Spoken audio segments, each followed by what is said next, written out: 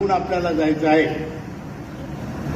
दोन शक्यता आहेत. 31 तारखेपर्यंत सरकार आपलं काम करेल आणि आपण विजयी होऊ.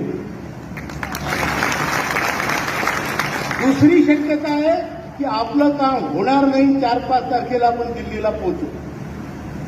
दोनही परिस्थितीमध्ये आपल्याला अण्णा दिल्लीला जायचं म्हणजे जायचं.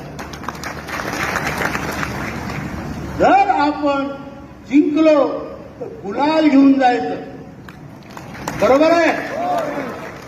जर आपण आपला विजय झाला नाही का टळला तर मात्र आपण बुक्का घेऊन जायचा. तो बुक्का नाही, हा बुक्का. वा वा वा, बरोबर आहे. दोन्ही परिस्थितीमध्ये तुमचा गुलाल आणि तुमचा बुक्का तयार ठेवा. तुम्हाला आणखी एक सांगतो मी, माता भगिनी आहेत, तुम्हाला सांगतो, जो दिल्लीला येणार नाही, आंदोलनाचं काही फारसं मोठं नुकसान होणार नाही, पण तुम्ही दिल्लीला आले, तुम्ही जिंकले, त्या यशामध्ये तुमचा वाटा सिंहाचा राहणार आहे.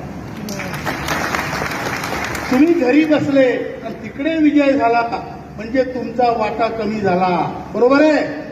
पेन्शन तेवढीच मिळणार आहे, घरी बसूनही तेवढीच मिळणार आहे, शेतोळेच आहे. पण तुम्ही आले, तुम्ही जिंकले, त्याचा आनंद वेगळा आहे. तिथं तुम्ही त्या गर्दीत फोटो काढाल, मोठा हात असा वर करून, आणि तो घरात फोटो लावाल तर तुमचा नातू म्हणेल, हा माझा आजोबा वाघ आहे. दिल्लीत गेला आणि मोदींना सांगून त्याच्याकडून पेन्शन घेऊन आला, हा माझा वाघ आजोबा आहे.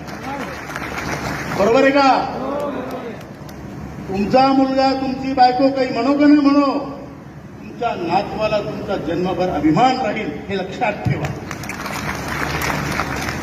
अमर होण्याचा हा प्रकार आहे, ही आहुती आहे, हा महायज्ञ आहे.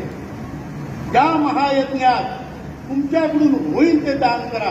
पैशाची गरज नाही, पैसा असेल तर पैसा द्या, श्रम असतील तर श्रम द्या, वेळ असेल तर वेळ खर्च करा, आणि हिंमत धरून तुम्ही या महायज्ञाचे साक्षीदार व्हा आणि सहभागी व्हा.